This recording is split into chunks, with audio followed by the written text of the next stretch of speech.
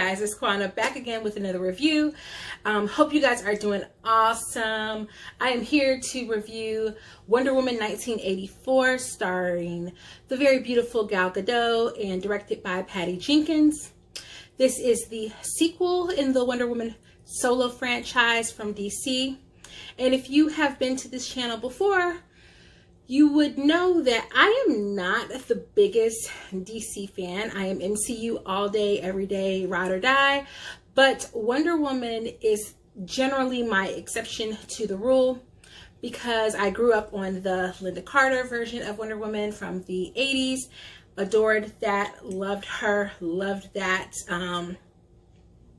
And so I decided to give Wonder Woman a shot. But full disclosure, I did not see the first one because I'm not a DCEU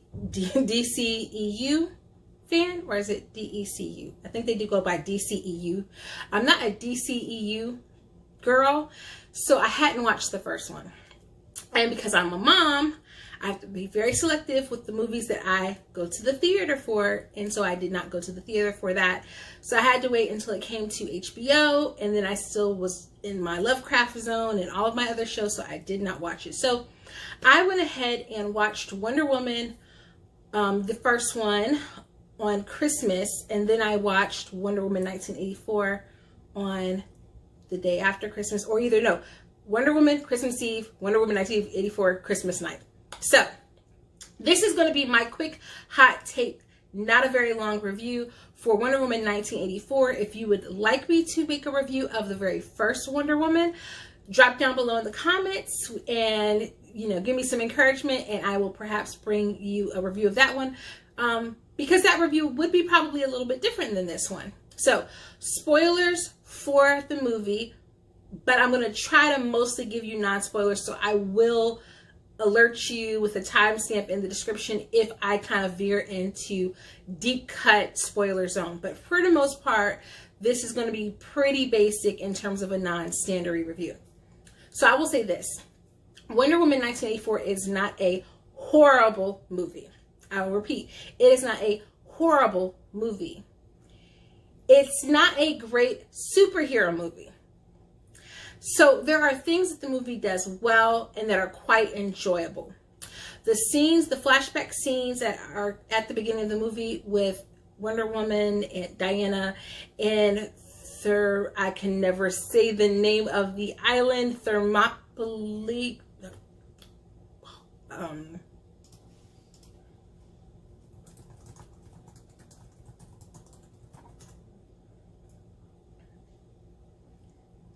Themyscira. There we go. The scenes with Diana in Themyscira, which are a flashback, are great. And she doesn't spend a lot of time there in the first one, so I kind of would have enjoyed getting even more time in Themyscira here in this movie, because those to me are some of the most enjoyable scenes. Seeing the dynamics of her mother, her aunt, all of that, I think, is a much more interesting kind of place, and also to get a deeper concept of why being a warrior was so important to her, because for as much as that was such an important part of her childhood, she runs from that very strongly in this movie in particular. So basically, this movie is in the past for us, but in the future from her Wonder Woman 1 timeline.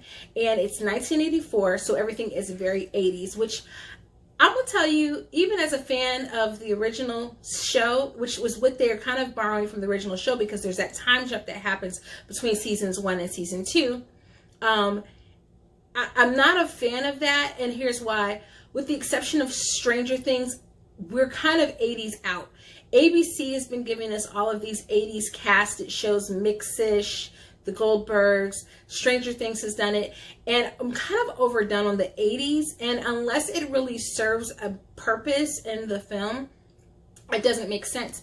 And for the message of the movie, obviously it's a revisionist history. We didn't learn a lesson from the message of the movie in terms of 80s, where everything is very quick and accessible and everything. It's about color and having a good time. And right before the onset of like the crash of like the Reagan era, you know, you had pretty much a very glossy view of life, at least as it pertains to 80s media and the way that it's projecting life there. So I didn't like that. The scene, there's a scene, it's very popular by now. We've seen it in the trailer where she's fighting in a mall. I didn't love it. I didn't like the cute little, you know, black girl who winks at the camera and winks at Diana and she winks back. She's an adorable little girl, but it just felt like, oh yeah, let's throw a black girl in here because we need a black person because we haven't met our quota, versus it just didn't feel authentic. And so basically she ends up struggling with the 30-year loss of Steve Trevor, and it's been 30 years, hun, get over it. And then she is working for the Smithsonian and she meets this woman who ends up becoming her nemesis in the plot, and played by Kristen Wiig, and she becomes the one of the antagonists. She plays Cheetah.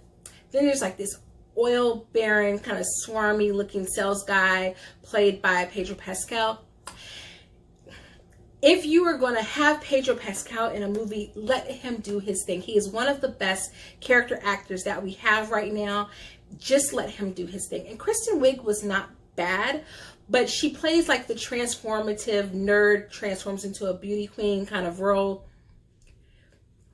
in a movie with someone who looks like Gal Gadot. We just don't need that. We don't need that person to be the bad guy and for that to be their arc. It just doesn't sit well. And then there is, of course, the resurgence of Steve Trevor, which in the show, they do it by way of his son. Because obviously, people age and they die, and Diana does not. And so she meets his son, and then there's kind of like a love interesty thing there. They realized that that was super creepy. So then they went and upped the ante and went creepier instead of just giving a new love interest. Or instead of authentically bringing Chris Pine, Steve Trevor back from the dead. So it just, the love interest part doesn't work. Diana spends a great deal of time being afraid of her powers and afraid of herself, which doesn't make sense because she's already saved the world once. Well, multiple times, because Justice League and Batman versus Superman. So we know that she is comfortable in her powers. So why have her have her in this iteration trip over herself with her powers? She is a badass chick and she knows it. So let her be it. It just felt like they wanted to throw in so many things because they had a message that they wanted to serve, and so they didn't know what to do. And I think what would have been better would have been for the movie to not have been set in the 80s, first and foremost. And don't try to double up your villains in one movie.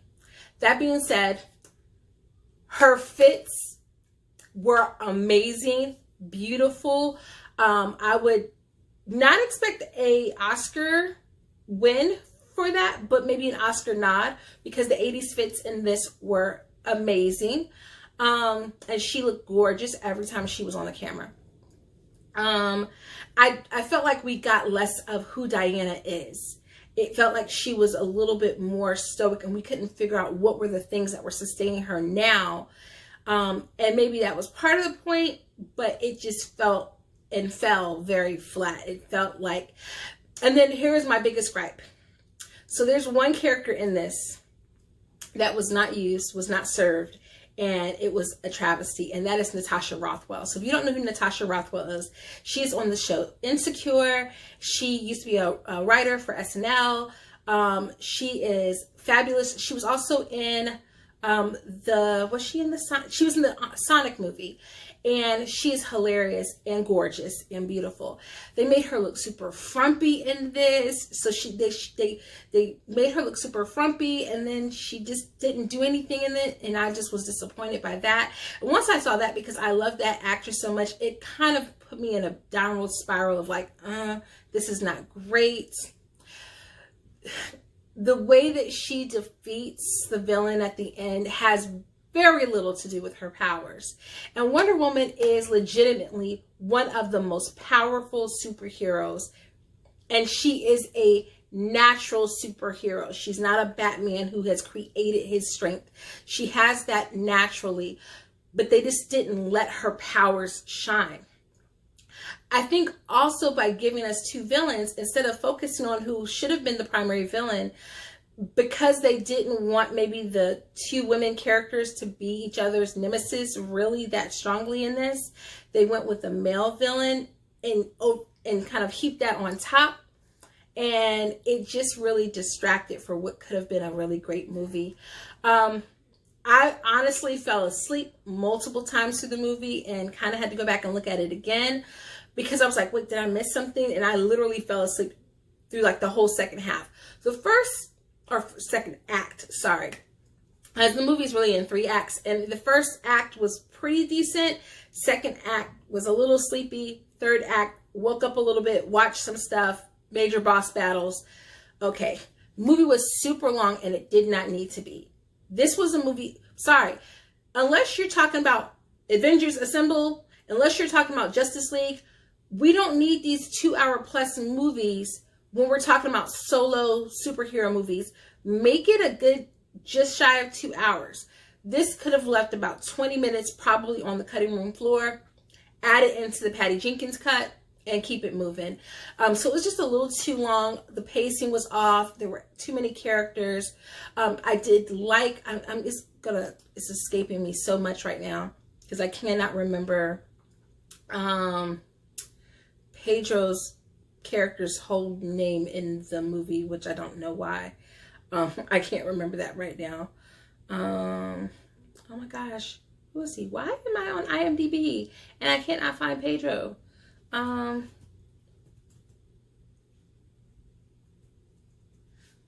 my gosh, like literally I don't see him on here at all. I see, is this the first one? Okay, it's giving me the first one. Duh.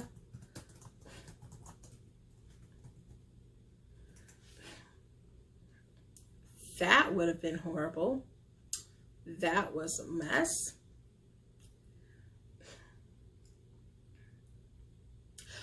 Maxwell Lord. Maxwell Lord's story was somewhat interesting, except we didn't get enough nuance as to like why he became the way he was. I like the inclusion of his son as perhaps a form of motivation, but the fact that he wasn't thinking about the fact that there would be like, oh my, so many holes in that storyline. It just did not. This was just not a well-written screenplay. Again, glitz, glam, first act of the movie, interesting. Second act, not necessary. Third act, so it just wasn't great. It just wasn't great. It was disappointing.